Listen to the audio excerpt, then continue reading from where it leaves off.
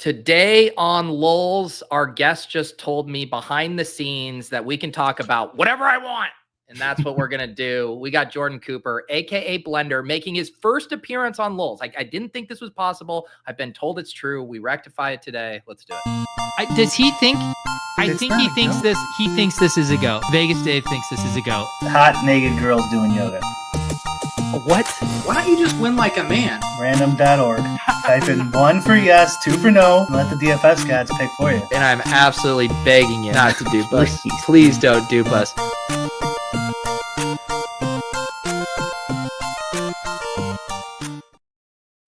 All right, Jordan, you and I did an After Dark episode a few months ago. We talked about getting you on here. The time has finally come. How are you doing today?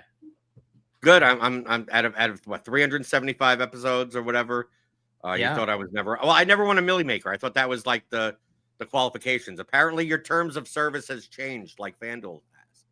We ran out of drama and we ran out of $1 million winners we like, and so we've had to kind of really rethink how we book guests on this show. Does that say a lot that a lot of the $1 million winners you don't like? I'm assuming Brian would agree with that. Brian, I just don't think we know them anymore. You know, there's all these random avatars. Brian, who's the most recent Millie Maker winner we know? I mean, to be fair, I didn't like any of the past Millie winners either. There's more Pete's thing than. You didn't get Dolphin Fanatic 16 on or whoever, you know. Oh yeah. That win. Just to pick that mind of, you know, it would take like 10 seconds. Just Dolphins, all Dolphins. All right, good show. I feel like that could be just how Lulz inevitably ends. Like I just get Dolphin Fanatic on the show and I just remove myself from the broadcast and just let him and Brian have it out for an hour. Yeah. No, me and Dolphin Fanatic? Yeah. No, we'd be best buds. Okay. I'm a big fan of Dolphin Fanatic. So what have you been up to, Jordan? You had a tweet the other day about, you said, I've dramatically shifted the focus of my advantage play, daily routine, and content schedule. I know you've been in flux with podcasting, videos, poker, DFS, sports betting. Where are you at right now? I actually go out and touch grass. Is that unbelievable? I go out like 4 or 5 nights a week and play poker now. So actually interacting with other human beings in real life instead of just avatars on a screen. And the more and more you do that, the more that you realize that I still scroll Twitter. I'm still looking and everything like that. That none of these people matter. And why does anyone care about any? Like half the stuff that I see people arguing about, like why do we put up with idiots anymore? Just don't put up with them. I mean, the thing, like I see the stuff with like the elf spaces and Circles Off has gone way downhill since all they do is just gossip stuff. And it's like what does any of this matter? Why do you care? Like, I know this show is built on like no toxicity in the League of Legends space, DFS. So this isn't like the bastion of like, oh, this is where we do serious conversations about stuff. But the thing is that this show was never about like lineup sellers, right? You see like back in the day where people had problems with like not touts, but just, oh, these people are selling lineups and they're all sharing this. Roto Radar is sharing their lineup across like it was like. We just all laughed at that stuff and said, like, let the idiots do whatever the hell they want. And it just feels like in every space that I'm in, poker and DFS and even best ball to some degree, and maybe not as much. Like, there's so much of that crap. And like, why? I'm done wasting my time even thinking about, like, let the stupid people be stupid people. Let them think the FanDuel terms of service changed when it didn't. Let them think that FanDuel doesn't want them to bet their horrible home run parlays and that they're after their discords. Why am I even contributing to that discourse? All I'm doing is scrolling and laughing and then doing something else. Brian, are you going to let Jordan classify going to play poker in a casino as touching grass? Because I've been having a hard time getting past that. That's 2025 version of touching grass, I suppose. Yeah. He doesn't have a computer right in front of him. It's artificial grass. It's like artificial grass. Right. Jordan, that stuff on the table in front of you is not grass, just so you know. I'm touching the felt. That's fine. They keep asking him to put his shoes back on. It's like, could you please put your shoes back on? I'm not one of those people. I mean, there are plenty of those people. I'm not one of those people. Yeah. Well, hopefully.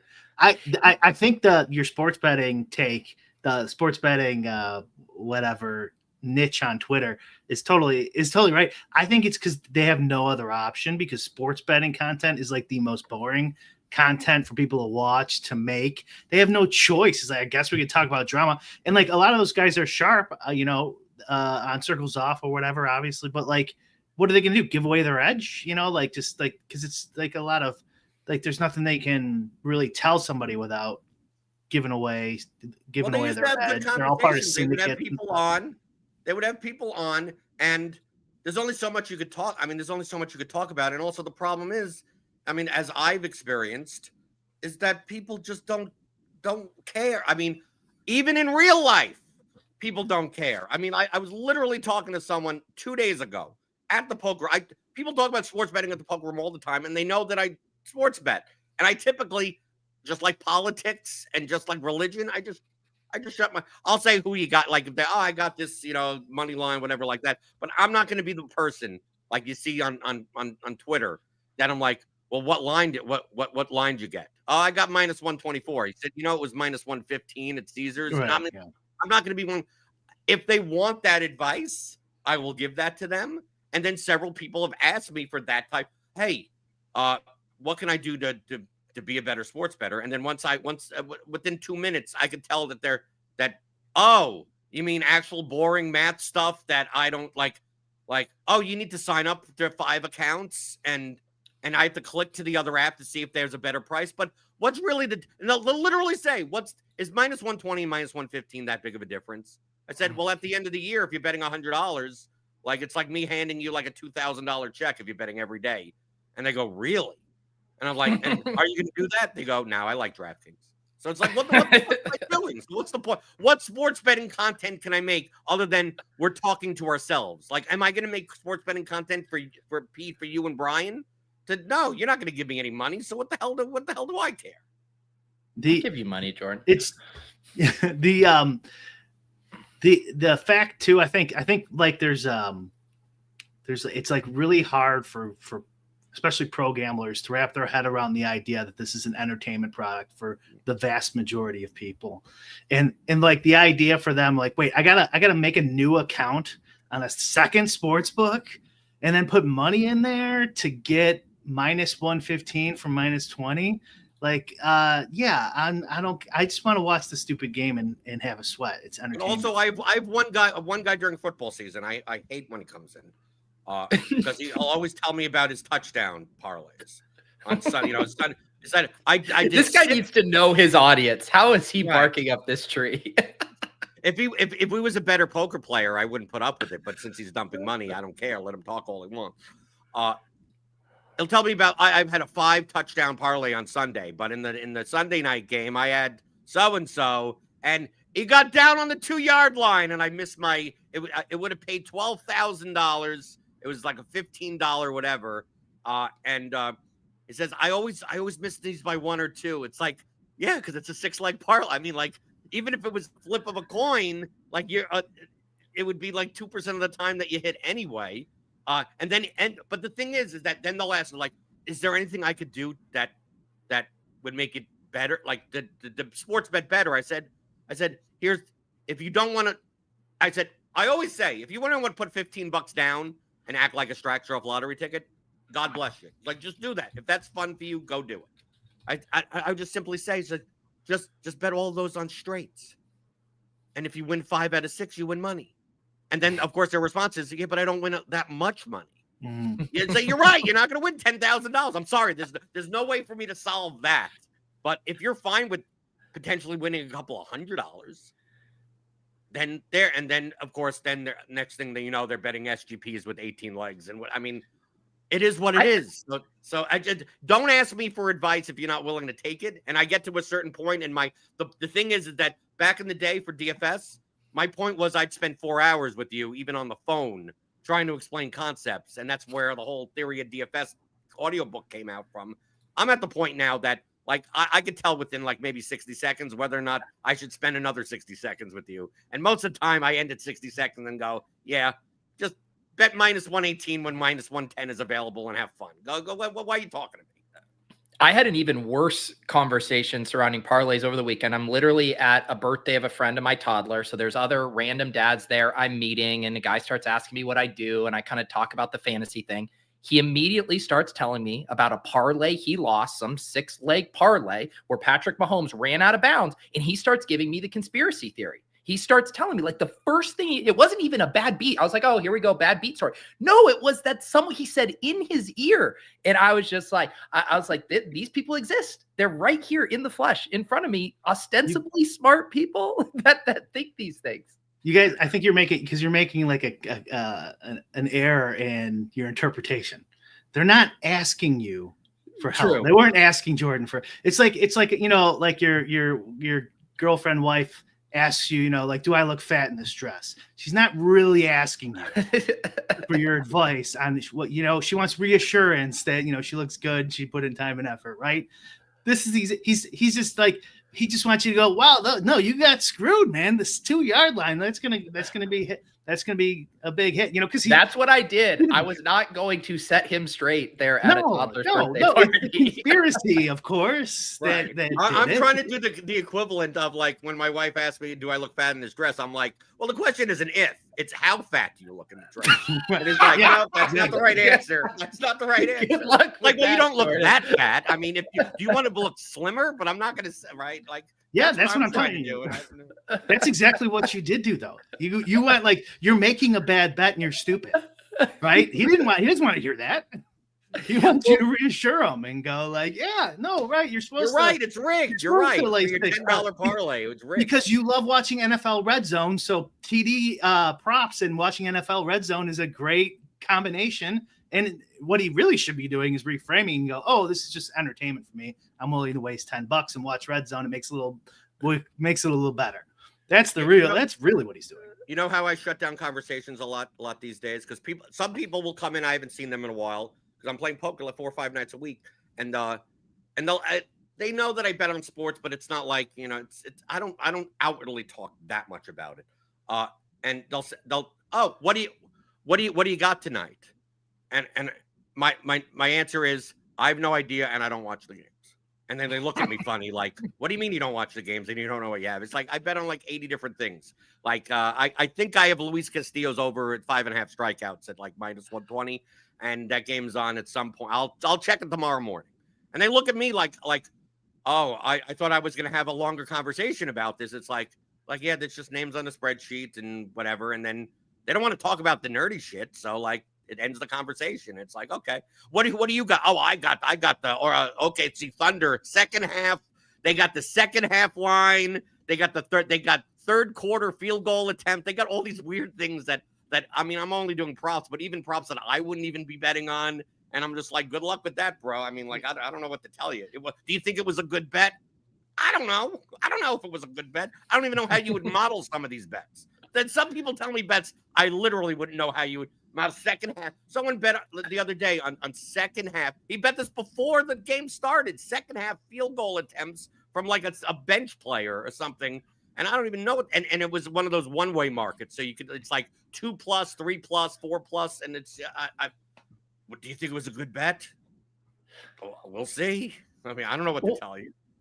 The other thing about, you were mentioning like the content stuff for sports betting and how to make it work and that dilemma, the thing, and we talked about this with Elf, you mentioned it with like the circles off, like once you taste the forbidden fruit of view counts from talking about drama and gossip, and then you start chasing that ghost or that dragon or whatever, whereas you got to just be okay with what Brian and I do, which is sometimes we're just going to talk about the McRib for 20 minutes and we're going to have 40 people watching live and the video is going to get 10x less views than it normally does. You just got to be okay with there not always being something super exciting to talk about. Yeah, but you got a loyal audience. I mean, I've listened to every episode. The weird thing coming on the show is that I'm always listening on audio at 1.5x speed. So when the theme came on, I'm like, why is it so slow?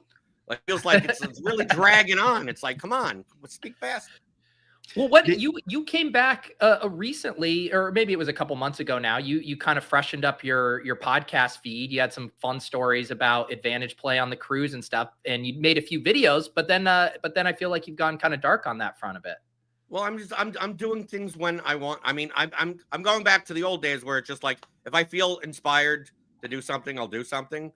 and also a lot of times I have a condition where I take I have an autoimmune disease, so I'm more prone to infections. So it seems like like a lot of times during during the late winter or whatever, I tend to get like laryngitis or bronchitis or something where like I can't talk for more than like 10. Like it struggled for me even to get out the Roto Grinders videos. So it's like, how am I supposed to talk for an hour? How am I supposed to do anything like a YouTube video where like I'm going to be coughing like every 30 seconds? So it's like, well, I guess I'm not putting out content because it's not going to. Do I have anything worthwhile to talk about? No. Or I see other people talking about it. It's like, I don't really have any. The only reason I'd put out anything is because other people are talking about it and it would get views. And if that's the reason why I'm doing something, it feels like that shouldn't be the reason. I'm not making money off of any of this stuff. So I'm just doing it just because I enjoy being creative and whatever. And then the editing part of it is even worse. Because I was doing that. I was like, okay, let me put together something, make a nice 20-minute video or whatever. And I went into CapCut and Adobe Premiere. And I'm like, nope, this is not what I want to be doing with my day.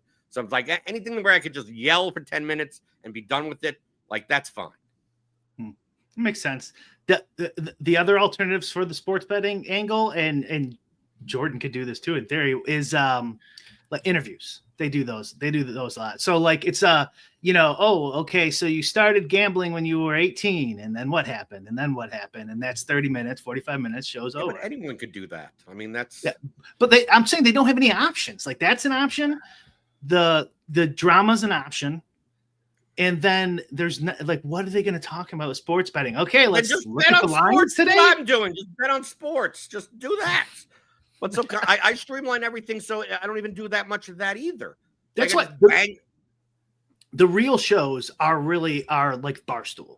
That's actually the shows, because they talk about sports and intermingle it with like horrible sports betting ideas. That's what really people want, but I don't want that. I don't want to do right. that. Well, I'm just saying, like, it is what it is. This is what it is. If you do a show where you're just talking about steam chasing or like comparing lines and just showing an odd screen, I think that's very unlikely you're going to get views enough to want you to do that, unless you have like a product you're selling directly from that. I don't even think they do that a lot of the times. I think there's a market.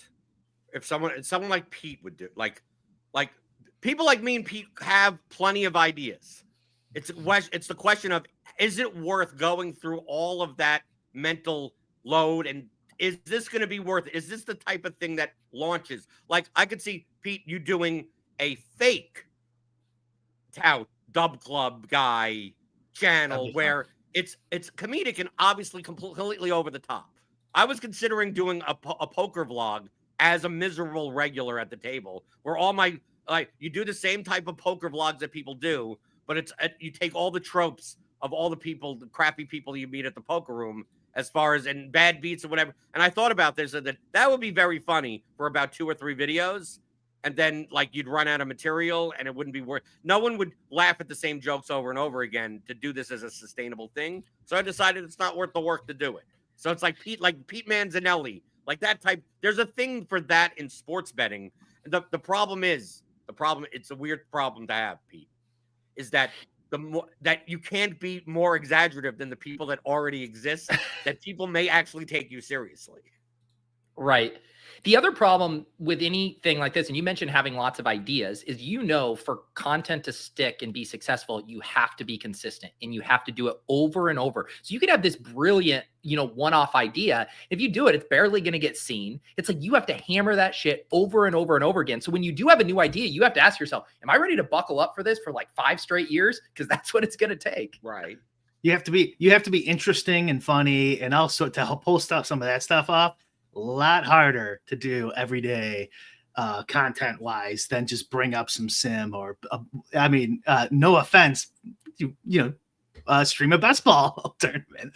Tournaments are visually stimulating. They're cool. You're competing against other people. Guys make dumb mistakes. Some people crash out on stream, and way more entertaining than talking about 2 and 3% edges by looking at alt markets. Someone brought it up in the chat. Ryan DePaulo, he for poker, he's my favorite. He's my favorite YouTuber in the poker space, because he's like a Philly East Coast guy that it's more about him being a degenerate and not less about like poker strategy. So like Yeah. even in the poker space, there's tons of vloggers that, oh, okay, let me check this out. Oh, boring. Check this out. Oh, like I don't care about what your thoughts of a play at 1-3 or in a $60 tournament or whatever, or what your car ride looks like to the local casino in Oklahoma or whatever. I'm here for the lulls. So like unless you have some type of compelling, I'm here for Corey Iring losing all his money. Like that's what I'm here. If you're gonna go and degen your money and whatever, I don't mind. I don't mind those, but just make it interesting. The thing is with sports betting is that there's no like play. I was thinking, Pete, I was thinking about having this idea. There's another idea I thought I was going to do for my channel. And basically I want to use my YouTube channel as just a experiment place. Like maybe I do it once and then never again. Or maybe I reacted to some TikToks and I'm like, okay, that may not be worth it. Or maybe it would be worth it. I wanted to do bets, short videos, like 5-minute videos, but bets that for things that like are obviously not the way that you should be betting. So like I would, and then compile like for the entire month, I'm going to bet $10 on like whoever's birthday it was today. But like you come up with like astrological trends, like you present it as scientific fact, right? Yes. And then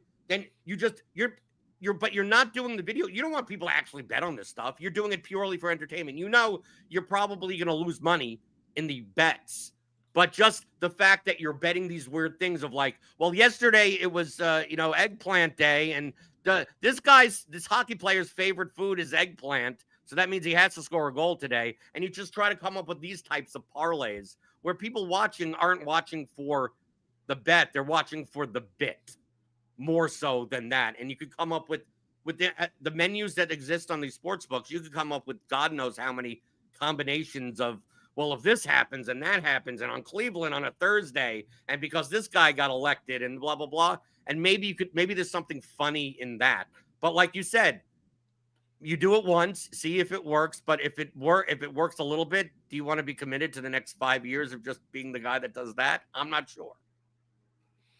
I can't play live poker anymore. I have poker PTSD from too many years of pro poker playing. But I might have to go back to poker, Pete, to segue into the California legislation, if I may. Yeah, let's do it. Did you guys see it? Did you see this, Jordan? Well, I don't. It's an AG. Well, it's an AG. Yeah. It's an outlet that got a heads up on a potential AG. I don't know what you would call it, an opinion, because basically laws. I mean, you know this. You can put any law you can on the books. If no one's going to enforce it, it doesn't really matter. And if the attorney general is going to have a certain interpretation of a law on whether or not he prosecutes or enforces it, that's going to matter as well. So, like, whether or not this AG of California is going to deem some version of fantasy sports for money as like illegal gambling, it could just end up being like the pick'em sites, like the Prize Picks and the Underdogs. It could go DFS. It could go all the way down to you can't even play in a fantasy league amongst your friends for $10, and that's illegal gambling also. It could be none of those. It could just be, we believe this is illegal gambling, yet we're never going to prosecute it anyway. So just like, that's my opinion and may not have. I don't think this is really that big of it. I think it's, if anything, the pick'em stuff is the much more likely thing that will be gone after. The stuff that obviously is sports betting parlays under the guise of being daily fantasy sports, than the stuff like the salary-based 50K FanDuel DraftKings stuff. Although that is some going to be there, but I truthfully, I think this ends up being a nothing burger anyway. So the really quick, like the way I think like Blender interpreted it is how people generally interpret it, and then there's a reality, right? So like, of course, there's laws on the books, and then the world changes, and someone needs to be like, oh, how does this old law map to this new world we live in. So it's perfectly reasonable for an attorney general then to revisit old legislation and apply it to these new norms. But in reality, of course, it's not some guy, attorney general, sitting there just going over all the intricacies of sports betting and the old laws and the old cases and stuff. And they say it's, Brian, you're telling me the government doesn't work they're that way? talking behind the scenes on what they're going to do with all the stakeholders in the tribal casinos and DraftKings. It's not like the governor. I mean, he's busy, but it's not like he's not,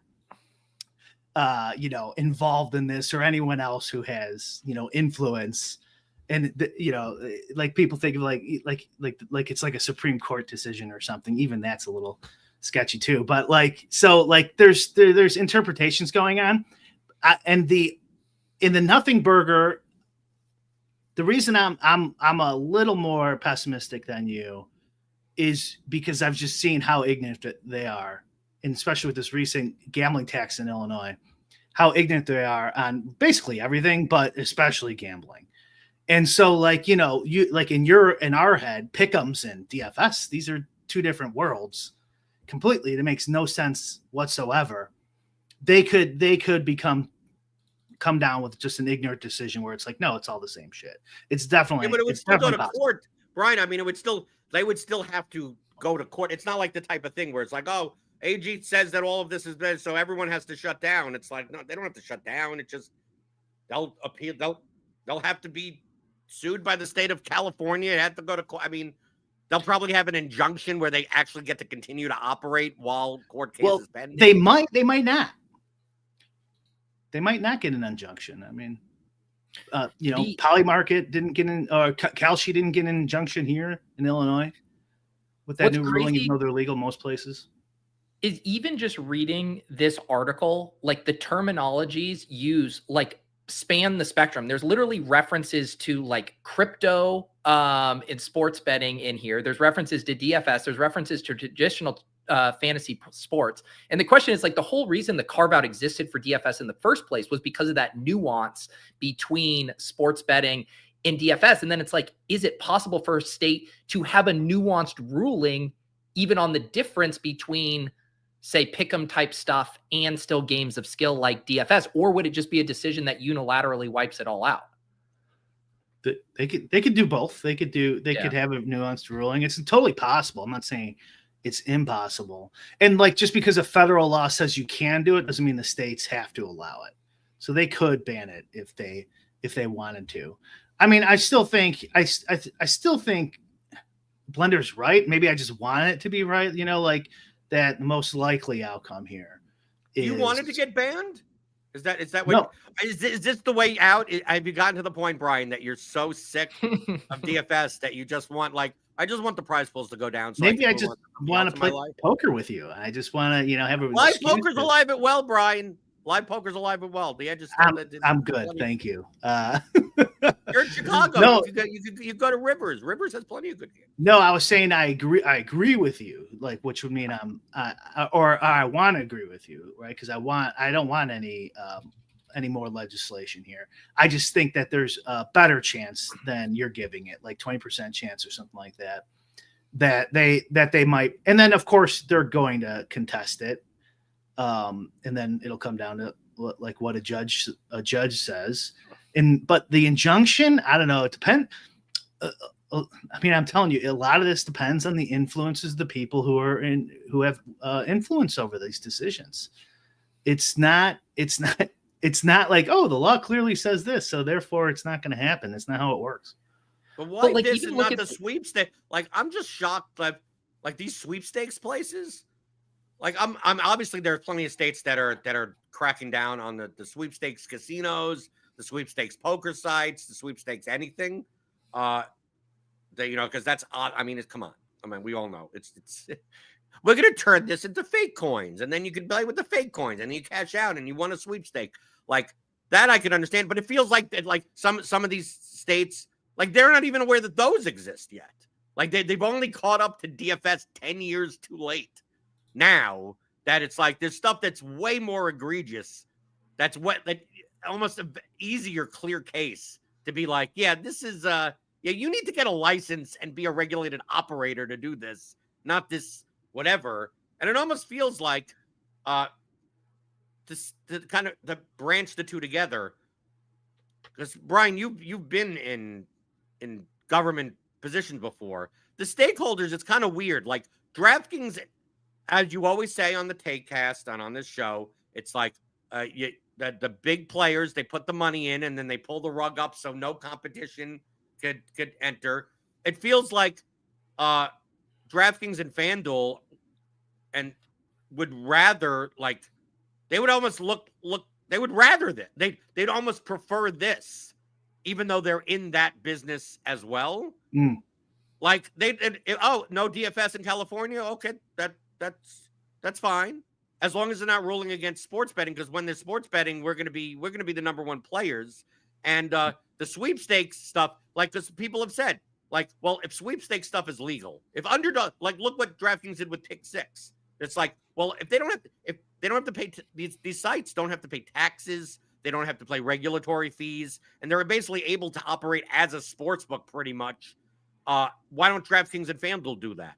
Said, well, that means they'll have to compete with those other. They'd rather just fight against those people not being allowed to exist. So I almost feel as if it's quite possible that DK and FD, like, they almost look at this and go, please, we want to kill our DFS product. Can you just make it so that if it really harms underdog and prize picks, like that can only help us out overall in the country? I mean, the evidence of that is Canada. Isn't that exactly what they did? In where? In like Ottawa or whatever? Did it in Oregon, right? In Oregon, they just pulled out. Maybe in Oregon. Yeah, they traded. Right. They go, okay, fine, we'll get rid of DFS, but then make us legal in sports betting, especially with the iCasinos, with probably being an end goal. So like I mean, it's also, this is like it's all super complicated too, because like they were a disruptive gambling technology, right? Like Uber was. The taxi companies in Chicago did not want Uber, man, right? But they got in and then eventually just got so heavily regulated. Uber's basically like a taxi company now. It's not, there's very, very little difference. So the way it plays out, because they're so behind, as you mentioned, they don't know anything. You know what I mean? It's not like there's legislators in California or Illinois or wherever who are just like, no, I really researched this topic and I have a hard moral stance on how the complexities of all these things interplay. It's just did you know, what does Brian, the leader want us to do? Did you know the state legislator from here in Kentucky contacted me about a bill that he wanted to introduce? About what? A bill that he wanted to introduce in Kentucky about like the limiting. How did you get on his radar as being someone to talk about that I'm not going to disclose who it was, and for his purposes, let's just say he knows a lot about the subject because he participates in said subject. So like that's he wanted to find people in Kentucky, because obviously it's a Kentucky state legislator. He just could make state laws. So like in order to present to committee, he needs to find Kentuckians that are affected by these things. So basically he's like, I watch your stuff, I listen to your stuff, I play DFS. Can I talk over some things and whatever about this, bill, whatever. But yeah, that's few. And basically he said, if you went to the State House here in Frankfurt, and you bring up anything involving sports betting, it's like these people don't know, like they don't know what they literally don't know nothing. Like they money law, they don't understand. These are people that don't even understand sports, let alone the bet. Like you could talk to people and they don't even understand how football works. You could do simple math for some of these people. Right. I'm not even sure they all know how to read. I'm not even kidding. Like, there's some real dummies at the State House. Right. And there's some really smart people too. Right. He basically said it's like unless you said that the two things that matter the most to legislators are how does this bring or lose money for the state, bring in money or lose money to the state, and how does this bring in more negatively affect their or positively affect their constituents or interested parties? Like it doesn't even have to be constituents; it could be businesses in that area, jobs in that area. So like limiting better, like we can't make it so that that people can be limited. Because he basically said he was limited down to like $2 on sites because he was betting right? So like, it's like, well, how do we prevent this? And like, I don't know how you're going to frame it because I don't think any the legislators care about sharp bettors betting on. You have to frame. And I told him, I think the best way is to frame it as a consumer protection issue of like, you have this business that you already don't like to begin with because here you got Churchill Downs and they hate, the sports betting places. And just say, oh, these predatory business practices. It's like walking into an electronics store and them saying, are you dumb? You have to pay $200 more for a television. And then this person could pay $200 less. To make it something more like that, more like a discrimination thing. Is it going to matter? I don't think so. But no, there are few and far between actual legislators that do indeed may know what they're talking about. The problem is that most are. They usually pacify those guys with like a task force. Like, we'll start a task force representative to investigate the limiting. And they did it in Massachusetts and Wyoming. And of course it came back. No, the players are cheating. That's who the real culprits are about getting limiting. It's the players. They're the bad guys. I mean, I wish calling your local senator mattered, your local rep mattered, and all the things people tell you. It really doesn't. And like a lot of these guys are they intend well, like the person you're talking about. And it wouldn't shock me if he's a freshman or maybe relatively young. He's a younger guy. Yeah. That happens quite frequently. They learn after a few years, and a lot of them like quit. They just don't go back because they realize, oh, there's really nothing my vote really does. And usually the money is controlled at the head of the party. So like they'll run. Like your campaign will be mostly funded from the head of your party and then the head of your chamber. So like the Senate president or the Speaker of the House, and it's probably different in different states. But if you go against what they want, you're not going to be getting your funding for your reelection. So I always loved listening to Brian, where it's like, you know what? Change never going to happen. Your vote doesn't matter, and we're all going to die. I mean, it's still pretty sweet, though. I mean, I don't complain, but it's just the truth. I will say just one other thing from this article. It does say the California Department of Justice is expected to release the opinion by July 3rd. So maybe we'll at least get some kind of update then. I hope Blender's right. I mean, I don't know what the angle is of these, like, because they do need the money. They want that. They want that sports betting revenue. The Indian casinos have a ton of power in California. Everyone knows that, and so they have a lot of influence. But I don't know why. Like I was saying at the beginning of this isn't some guy going, oh my God, I have to reinterpret this law all of a sudden just on my pure legal integrity of I was a lawyer in college, and I went to college for this. And I just have to reinterpret this as an AG of the great state of California, right? Like it was driven by something. All this stuff is driven by interests that matter, that have influence. And it's really strange. So I don't know. I hope you're right, but if your prediction comes true too of they switch it out for sports betting, that would suck for all of us playing DFS for like big time. Yep. Do you still, I want to ask Brian, do you still play DFS as the primary portion of? I still play DFS, but no, not nearly as much as I did like 6 months ago. Right, like I'm at the point. I mean, it's 2025. I mean, if DFS went away, salary-based DFS went away, it wouldn't affect. I mean, I don't want to say I play recreationally, but I mean, the volume is 100, 500 times less. I mean, compared to obviously sports betting and even poker, like it's just like what. I'll make 1 to 3 lineups in baseball. I mean, I'll play the Sunday NFL slates or whatever, but I'm not even sweating the show. Maybe I'll make a showdown lineup on a Monday night or whatever. And dollar and a dream stuff where this is not like I'm not even looking to like grind out double ups or triple ups or anything like that. It's just like I'm going to put this in large field contests and I'm going to spend $100 to try to win 50,000 and cash enough where whatever, maybe I win one a year. Like like very small volume. But the sports betting stuff, like I've streamlined to the point where on some days that it's like under 10 minutes, like literally under 10 minutes, and I'm done. Double ups in cash games, I stopped years ago. And then when the smaller sites started going under or consolidating, or like Yahoo, not nearly as good as it used to be, then I just kind of stopped cash games altogether, and went strictly the sports betting was, I got limited at like 3 places, and I was like, what am I doing? Like, I don't want, it's not like even that much money, and like the only option is to start a syndicate.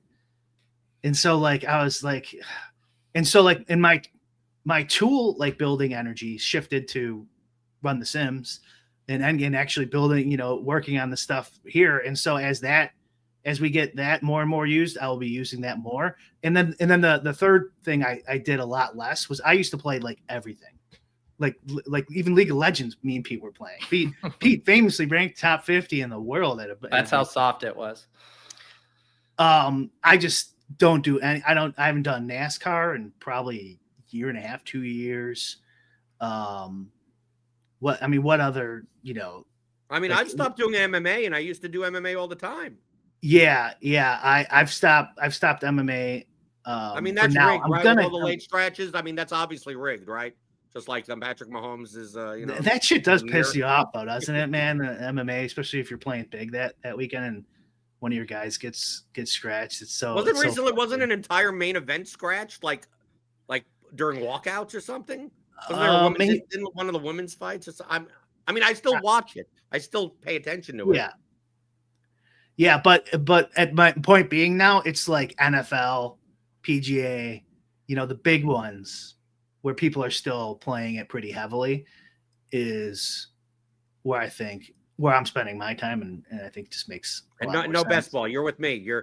I'm an anti. I'll play a little best ball. We're still 3 months out from opening day here. He's the proprietary of the Draft Caddy, and you're trying to box him out of best ball, Jordan. Well, I have 0 best ball teams. I have the easiest sweat of my best ball teams, and I know that come August, we're a couple of weeks away.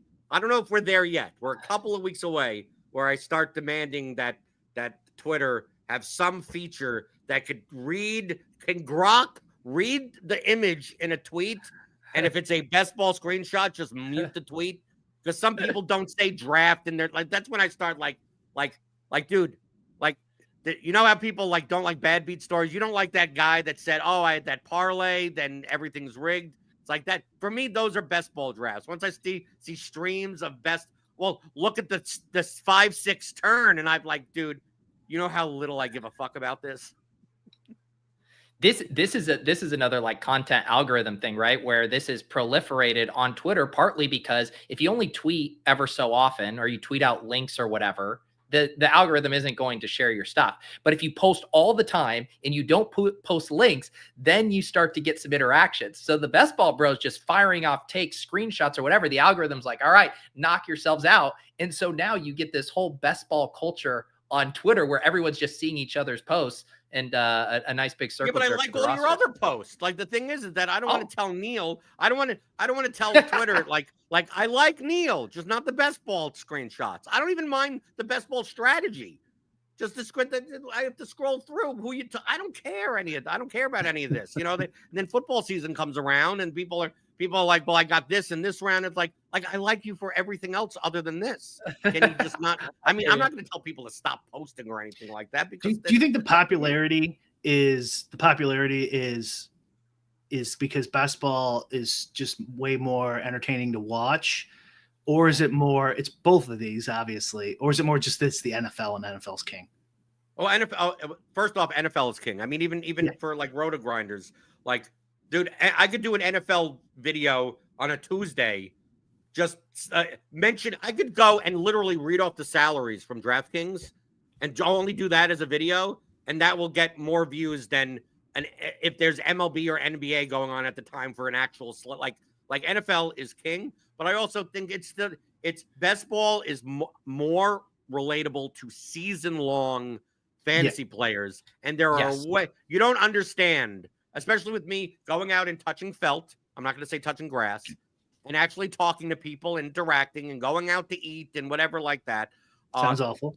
Everyone is in a fantasy football league. Like these are people that may not even bet on sports, and they don't play. Some people I know that do play DFS, but and a lot of people don't play best ball. The weird thing is that in the poker scene, at least here, everyone is in it. Like, dude, come around. People ask me, and they'll ask me season-long questions also. Should I draft this guy or that guy? And of course, my response is, I don't even know who's on what team until like 2 days before opening day. So I don't know what you're going to say. Take a wide receiver in the first round. That's about what it said.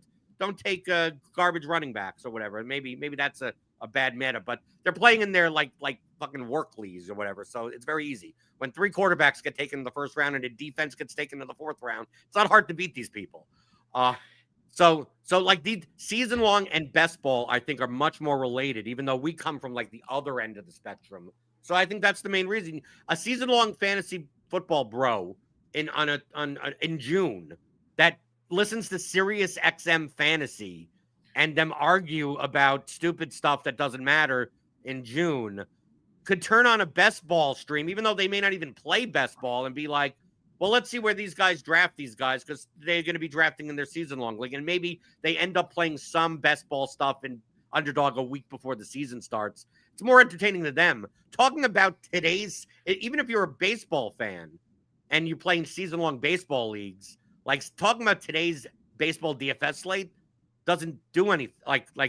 Or today's bets don't do anything because they've already drafted all their players. They've already made it all their waiver claims. Like, they're just going to watch today's game. They're not going to watch other people analyze a slate of salaries that they have nothing to do with. Yeah, our newsletter analytics at Fantasy Life, where I write that newsletter, I'm referencing best ball prices, best ball stuff constantly. It gives us something to talk about. And that audience is a very more, season long, one league, follows Matthew Berry, generic audience.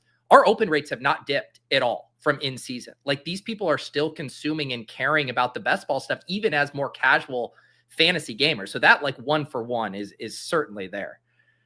I do want to make sure we have a little bit of time here, since we got about 10 more minutes. I want to talk about this chip dumping story that occurred last night during a World Series of Poker final table. Basically, the new kind of upstart poker site, ClubWPT, has an ongoing promotion throughout the series where if one of their players wins a bracelet, that they get an extra $1 million. And then this led to maybe a little bit of tomfoolery at the final table, where maybe there was a deal cut so they both could get some of the $1 million prize. Did you have any thoughts on this, Jordan?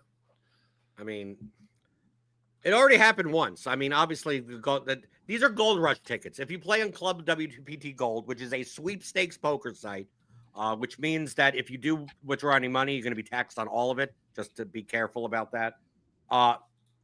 So if you play, if they're running these free rolls or whatever on their site, and if you win one of them, you'll get this Gold Rush ticket. And the Gold Rush ticket means that if you play in any of the WSOP events and you win one, you get $1 million. And I think 2 weeks ago, a guy actually did that. And the prize pool was shown as 400,000, 200,000, whatever. But obviously for him, it's 1.4 million, not 400,000. So obviously if you know ICM implications, means a lot more to him than to the other players at the table. So that definitely affected play, even if it wasn't collusion.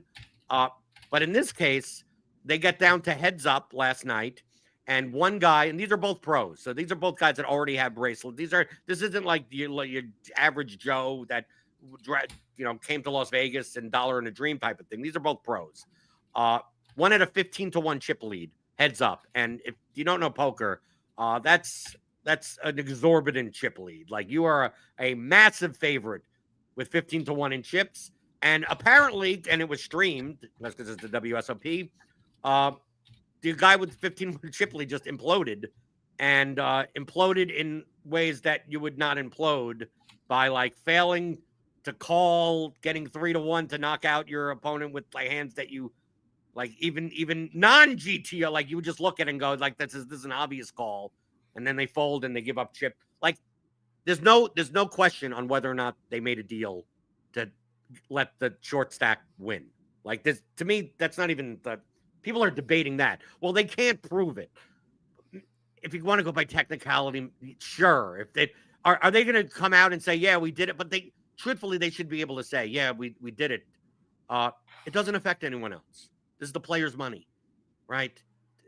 It's not like there was three-handed and these two guys said, well, you have the ticket. I'm going to dump all my chips to you, and then you beat the other guy, and we're going to cut him out. That's collusion. That I can understand.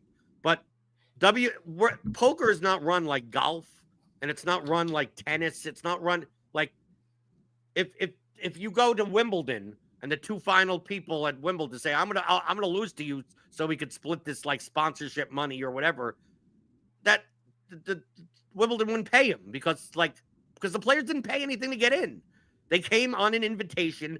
You win money at the British Open or whatever because sponsors are paying for that. So you have to have a sport for that money to be paid out. Poker, it's all the players' money. So as long as no other players are being affected, to me, let the players do whatever make whatever chop you want. The only thing I can understand if they say if the WSOP says, well, we ain't giving that guy the bracelet. So it's like that's the only thing that's not part of the prize. Well, okay, but he's not officially the winner, if that matters or anything. But it's the players' money. Let them do whatever the hell they want with it.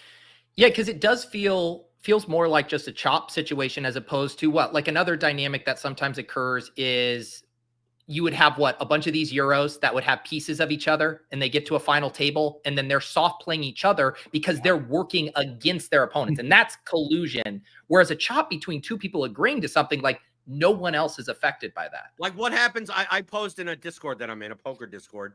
What happens if at the final table, the all 9 people said, this guy has the Gold Rush ticket. Why don't we, what's $1 million divided by 9? That's $111,000. Imagine at the final table that they all agreed, all 9. It's not like they did this like behind the, like they just all openly agree that we're just going to give this guy the win and we'll split all of, because you could do it in regular chop. Like all 9 people, like what happens a lot of times at the World Series of Poker or any poker tournament, dude, it happened in the when I was literally just in. And came in second, quote unquote, but we chopped it 3 ways and played for the ring. So, like, you're able to do that. When they're down to heads up, they could just say, "Hey, I have a 15-1 chip lead. First place pays 500,000. Second place plays 250. I'll give you 275, and I get 475, and we'll call it." Like you're allowed to. You are allowed to do that. The WSOP won't sanction that. But you're allowed to off the table. That happens all the time. So as long as it doesn't affect, you can't say, we'll chop this guy's money without him knowing. So why can't all 9 people? Why couldn't the last 2 tables said, why don't we all chop $50,000 and we'll just all dump to this one guy and we'll chop the entire the prize pool from 20th place. It would be people would look at it and go, this is kind of a farce. And it is, but it would, if it doesn't affect anyone else, I don't see why you can't do that. It's the player's money. It's not like a sponsor is putting up the money. You enter with your own money. These are all the players' money. Do you have any other takes on it, Brian? Well, I always think about like Doyle Brunson wrote about chopping in one of his books. I can't remember which one. Years and years ago. And even in tournaments where they wouldn't allow chopping. Tournaments have happened where they don't allow chopping.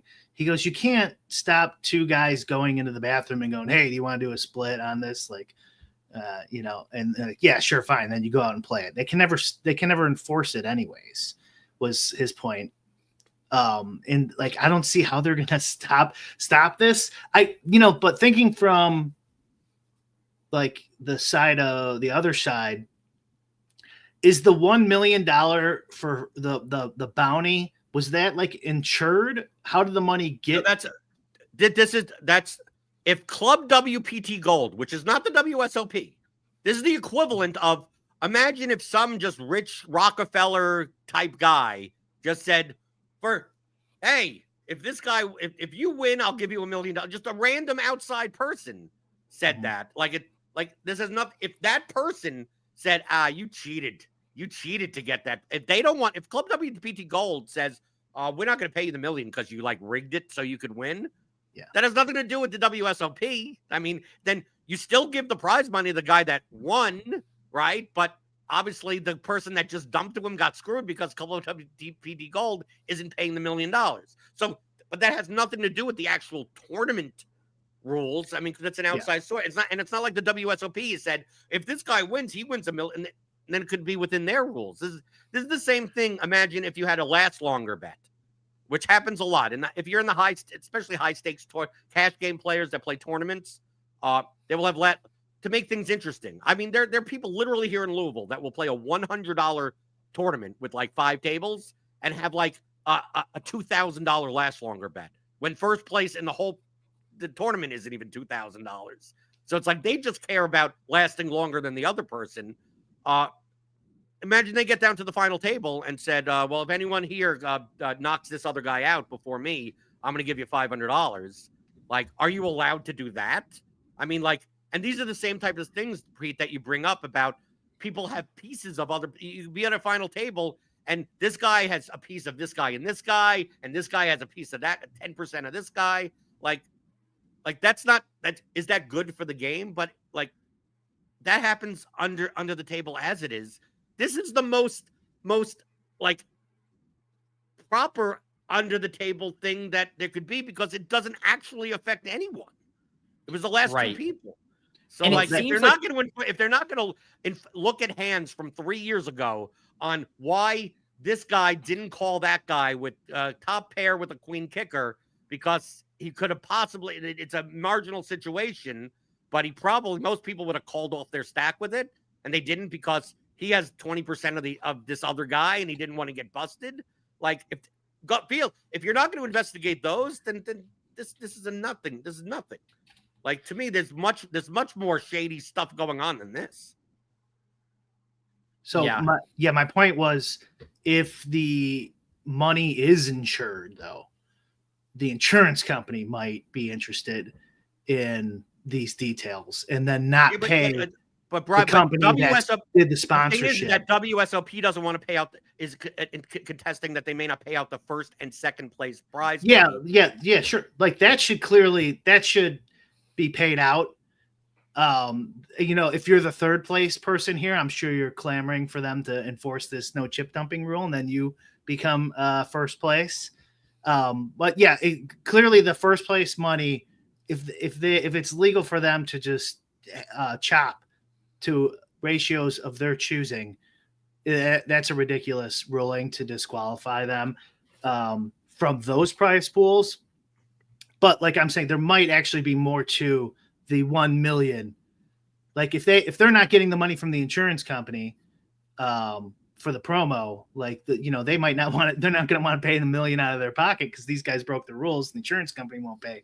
Like there could be more time. But if it is actually money from the field or something, and like there's no outside money and they were just holding it in escrow, then that's a little bit of a different conversation. Pete, what are you thinking? Well, I was just going to say, I think the reason this blew up, right, is because it's on TV and people were watching this. And so people feel like they were robbed of a traditional heads up. Like they wanted to watch an entertaining thing and they're saying, well, this isn't even poker. It's just 2 people bleeding the clock out until they divvy up the money. And so there's like those 2 things. People were robbed of an entertaining heads up battle, but did anything bad actually occur here? No. Right. And they want to go like, hey, look, I am the one who saw this. Leah pointing at the computer. I saw it. Yeah. Oh my God, I'm so good at poker. I totally saw this chip dumping happening. I'm so smart. They want to be able to say that too. Yeah. Well, they don't realize how many times these final tables have been chopped and they're just playing it out for the cameras. Well, another example is, remember the Circa Millions this year, where I think they had gotten down to like 20 some. And everyone wanted to chop except the guy, Sean Perry, who, is now a character within the sports betting universe. But that same thing, no one would have cared, right? Because we're not getting outside entertainment from who wins the Circa Millions. They want to chop it up at the end. Go for it. Knock yourself out. We all move on. No one would have been mad at that. But like if there was a huge televised event and we were going to watch them all sweat it out. Pete, until Poker Go or whoever sponsors is saying, you know what we're going to do? We're going to, this event, it's $1,000 to enter, but we're going to guarantee $10 million, which is like 10 times we're going to just add $9 million to the prize pool. well, then you can agree to whatever the hell you then let the sponsors say that you can't do this, you can't do that, because like we're essentially paying the players to be here. Like that's a whole different story. But it's the player to me that at the end of the day, that to me the WSOP is not a sanctioned sports body like Major League Baseball or the PGA or anything. All there is an administrative body that you pay a VIG for them to hire dealers and promote and whatever. And if they make money off the back end on something else, so be it. But if you want an entertaining television product, have Poker Go say, yeah, we're going to pay everyone to play this tournament, and it's a free roll. And then we get to make whatever rules we want. Then yeah, you can't chip dump and whatever like that because it's not your money anymore, right? So I mean that to me, I could see them banning these two. You're a staunch libertarian. Your neighbors, who cares about your name? Whatever I hear, you should love this. You'd be like, players, let them do whatever they want. Let open cheating. Let laissez-faire economics. Let's let everyone do anything that they want. They should be able to throw chips to other tables. You should pay off dealers. You should make it that everyone could do everything. Steroids, performance-enhancing drugs. You're trying to get Brian riled up right as we're about to end the show here. Brian, you got any retorts to his that? understanding of libertarian theory is impressive. These arguments are so strong. I could see them banning these guys because if they clearly did collude and chip dump during the tournament, like that looks bad. Like it looks bad for the brand of WSOP. Like I get why you guys are doing it and you didn't just agree to a chop and end it.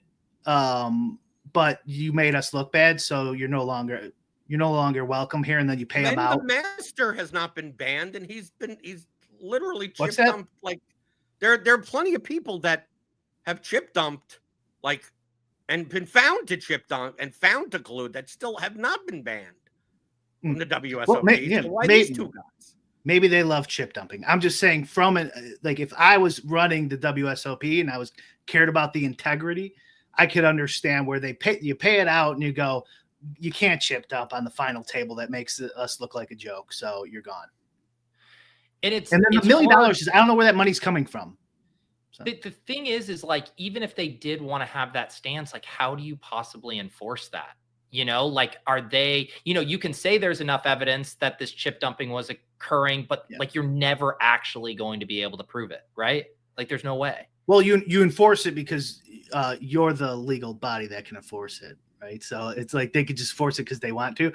It's like porn, right? You know it when you see it. So like if they go like this is chip dumping, you're gone. They run the fucking company. They could do it.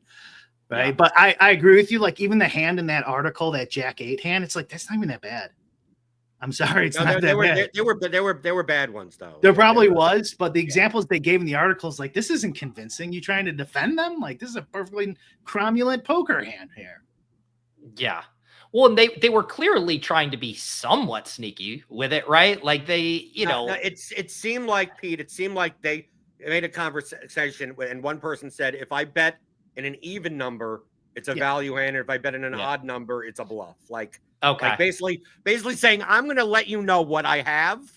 And then you make the action that gets me the chips versus you getting the chips. And I don't have to tell you I don't have to say I have an 8 in my hand. I don't have to say just like, if I'm betting even, that means I got it. And if I'm betting odd, that means just fold, I'm bluffing. Would they have been better off having like a body signal? I mean, with these people picking up on these breath frequencies versus just like, oh, this guy keeps winking a bunch. I mean, should they just have been better chipped up? It gets complicated then, though. And the guy might forget. The Jack 10 hand, though, was a little weird with the odd even ones. I was looking at that Rob Coons thread. Yeah, the Jack 10. So he opens the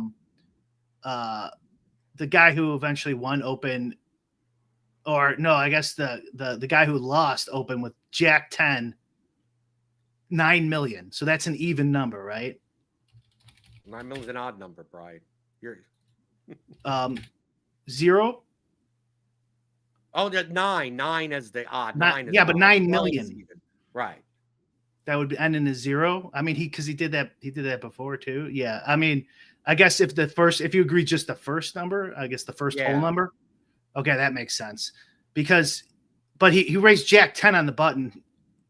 that's not that bad of a hand. And then the guy 3-bet him with king 4. I don't know. That seems perfectly normal. It's hard. I don't know. I don't know how they're going to prove this. Not a lot of these hands that I've seen. I'm not saying every hand. It It wasn't every hand, but it was the type of thing where I know what you have. Tell me what you have, and I'll do what it takes to not knock you out and to give you more. Because you can't. I mean, there are much more obvious ways to do it than the way that they did it, because they're pros and they know they shouldn't probably do it in the most obvious way, right? Right. I mean, the most obvious way would be for here on the first hand of heads up, right? For the guy to raise the guy with the bigger stack to raise 99% of the opponent's stack, and then have the opponent go all in for 100%, and have the guy fold for the one extra chip. It is the call, and then do that like 4 times, and you're done. Would people have been more upset about that with it being blatant, or after they sleuthed it out themselves? I would have preferred it to be more blatant. I think they should have openly been able to do it. Yeah. All right. But let me just say, it does seem clear that these guys were chip dumping, and they have every incentive to. I'm just saying, I don't know. I'm not sure the evidence is there to not give them the money. That's what I'm saying. Like, even in something that it sounds like is pretty obvious, like I don't know how you would force it or prove it. Or they're going to get some sort of tisk. midterm banning, and then they get the money. I don't know about the million though. What do you know what they should do? Who's the director, Jordan, of World Series of Poker these days? It's still that Savage guy, or Matt Savage? I don't know. I'm not a tournament player. Matt Savage. He should Jack go. I mean, one of those people. Chip I want them Reese. No. You guys know the story from the Bible, right? With King Solomon, and there were the 2 mothers coming, and they wanted the baby, and King Solomon threatened to cut the baby in half and give it to each of them. Just go cut that bracelet in half. That's the coveted thing. Cut that in half, ceremonial, with some nice Cutco knife scissors there. Give them each their half of the bracelet and say, move on your merry way. Okay. I'm sure they'd love that. That's exactly what they want. Yeah. All right. Jordan, tell people where they can sporadically find you making content going forward here. Well, just always follow me on X/Twitter @BlenderHD, or subscribe. You're on YouTube. Subscribe to my YouTube channel. I actually own the name Jordan Cooper, JordanCooper. So you can subscribe to my YouTube. And if I come out with a YouTube video or a podcast or whatever, you'll see it then. And if I don't, it doesn't mean I'm dead. It just means I don't feel like making something. There you go. Brian, anything else for you? What's cooking at In-Game Syndicate this week? Oh, still PGA Sims, MLB projections. There you go. I am hopping over to ship chasing here. We got Ben Gretsch returning. We're going to talk some rookie running backs here in a second. Otherwise, Brian and I will be back on Thursday next week, like we are every week. Thanks again to Jordan. I do have down in the show notes links to his Twitter and YouTube page. Go check it out if you haven't. We will see you guys next time on Lulz. Peace.